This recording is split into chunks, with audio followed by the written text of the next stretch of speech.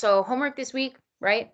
10 points and 10 points. So 10 points for reading those first 19 pages of They Called to Send Me, and then write a paragraph.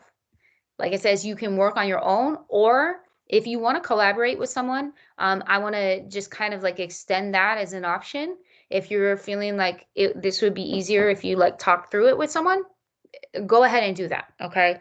Just, I want to make that as a legitimate option because I did have a couple people cheat or like take someone else's work. So if you want to work together with someone, cool. Just, make sure you let me know. And then the second part, again, is either to read chapter 9 of A Different Mirror for Young People and do a little 3-2-1 graphic organizer, more on that in a second, or to use iReady Reading. So far, so good? Yes. Awesome. All right. Thank you. So like it says here, you're going to write an analytical paragraph. A couple things to note. As we're, kind of still building mastery of these terms, I want you to either highlight or underline the key terms as you use them in your writing. Like if you say panel, like highlight it, emanada, expression, things like that. Okay. Because you got to use specific descriptive evidence, right? Because you have to like kind of explain pictures sometimes. Now here are the 3 prompts. The first part is written in like academic language because it's my responsibility as your 8th grade English teacher to give you these kinds of prompts, the kind of things that you see on CASP, the kind of things you'll see in AP someday, so that you can like feel comfortable with them. But then at the same time, after I put the question a little bit more simply, okay? So this is the same as this. It's just that this is like really plain language, and this is putting it in an academic way, okay? Same with this one and this one. Part of the reason why it's longer is I'm trying to kind of contextualize, or like sometimes you have to do a little bit of paraphrasing or summarizing to kind of get the point across with the question. So this one is about pages 1 through 8, like the first few pages. This question is about pages 10 through 14. And then this question is about pages 14 through 19. So basically, I've broken down this section of reading into 3 smaller pieces, and you can choose to write about the first part, the middle part, or the last part. So that's that, like super simply. Just to kind of narrow it down, to not say like, here's 19 pages, write something. All right. So now this first question, it says the novel opens in the middle of the narrative, right? It was just like in the middle of the story, with the Takei family being ordered to pack and leave their home with 10 minutes notice. How do the artists evoke empathy or another emotional response from the reader? Consider specific structural and stylistic terms and describe 1 or more panels in detail, right? Evoke means to like bring out, right? Like vocation, vocal, vocalize, right? So what I'm asking is like, after you read those pages, like generally you're going to feel something if you're really paying attention and like looking into the panels. So like, how does that happen? How is it that like these panels with the, like close up on their faces and all that, like how do they make you like really feel bad for what's happening, or to feel sad, or to feel angry about what is happening to that family? So that's the first question. What do the artists do that make you feel something, and how do they accomplish that? Okay, that's the first option. Option 2 is about getting into, this is when he is appealing to ethos. If you kind of like remember back to 7th grade English, like looking into rhetorical strategies, right? So he appeals to ethos, declaring, I am the grandson of immigrants of Japan who went to America, boldly going to a strange new world, seeking new opportunities. So choose a panel from that middle section to focus on. How do the artists effectively present the Takei family as relatable, trustworthy, or quote unquote normal. All right. Like what is happening in this section that makes you want to like trust this person's story and take his family's side? And like how do they accomplish that? Like through focusing on expressions, through emanata, through, like this aspect to aspect transition or whatever, right? So all that technical stuff, like how is it that that makes you want to trust these people? All right, that's question 2.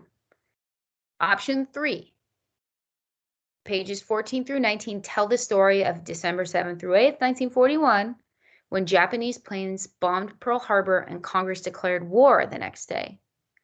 How do the artists both reveal the perspective of the Takei family while also explaining historical events? Or, to put it in really plain language, how do you understand Pearl Harbor differently after seeing those events through the eyes of a Japanese American family? All right, so all of these questions, this is all like, we're here. This is like, we're in it. This is second semester, 8th grade. You are doing some deep literary analysis.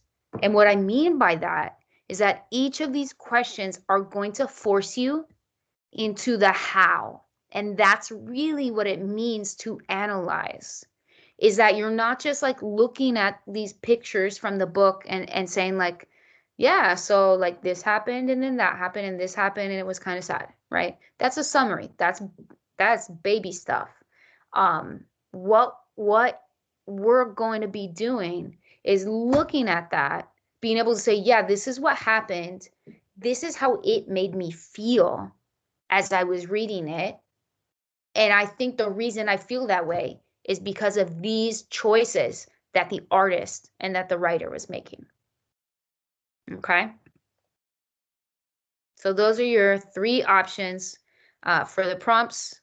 This is where you answer to say like, I'm working on my own, if you are going to work on this on your own, or I'm collaborating with Keelian. Sorry, I just saw your name right on my list. So if you're doing that, so just let me know who you're working with right there. And then you put your work. So far, so good? Yes. Wonderful.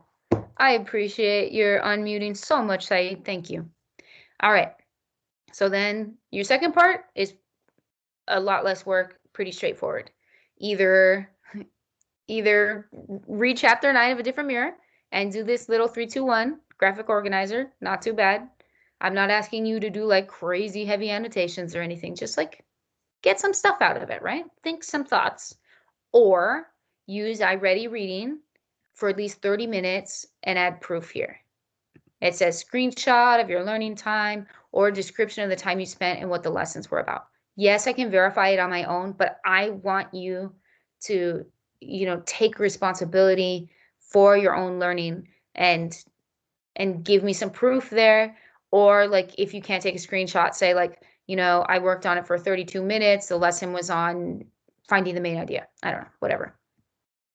So if you opt for the...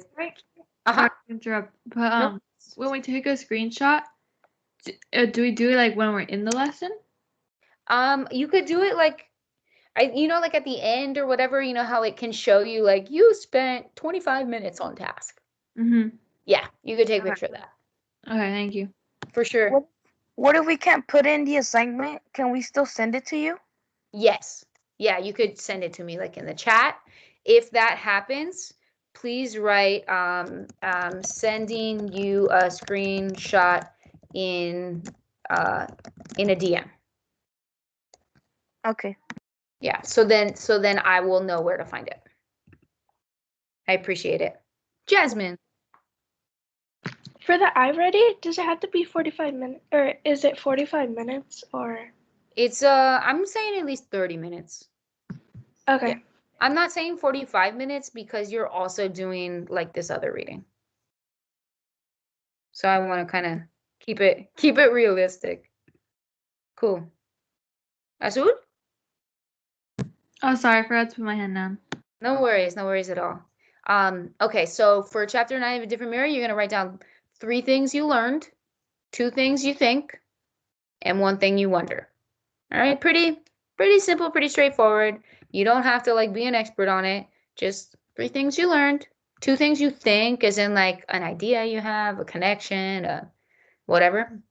And then 1 thing you wonder, and like write down, oh, I was wondering about this or that. Google it and then share it in here. You don't have to spend a ton of time on that. Like seriously, 5-10 minutes on your wondering is fine. If you want to spend more, if you get into it and you're super curious, then yeah, I'll probably give you extra credit. So that's an option. Now, you can do either thing. One thing I will say, if on your last iReady diagnostic, the results were that you are reading at about a grade 5 level or lower, I would personally recommend that you choose to do iReady reading to work on your vocabulary and reading comprehension.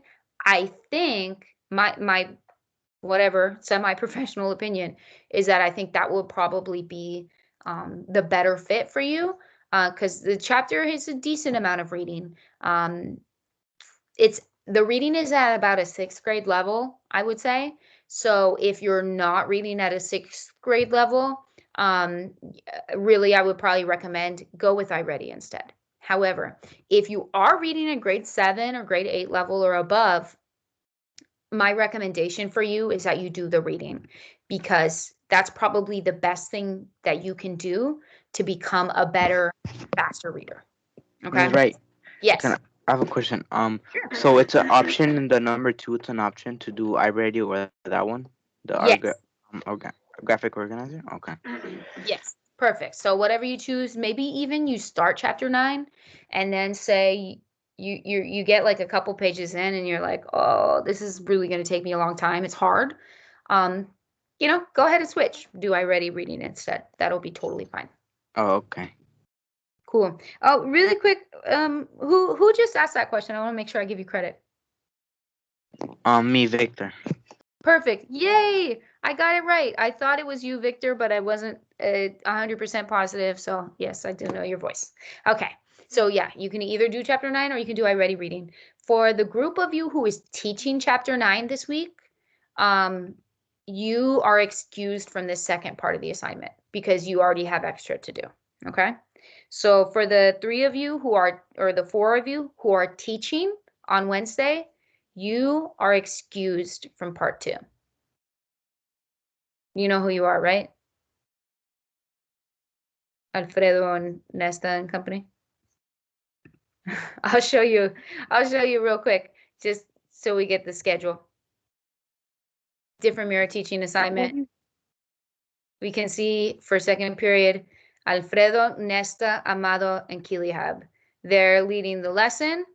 Next time we have class together. So boys, you 4 don't have to do the second part of the homework. You will be excused from it since you are teaching it. Sound good? So that's one thing that everyone has to look forward to. So like Sierra, Camila, and Maria, next week, you will get excused from part 2 of the weekly homework and then so on and so forth. So that way it's not like a ridiculous workload. So when it's your week to teach, you only have to do part 1 of the homework. And then you get to skip part 2. Saeed. If we do it, do we get extra credit? Yes. Okay. Yes. If you do it anyway, even though you're excused, you get extra credit. Great question.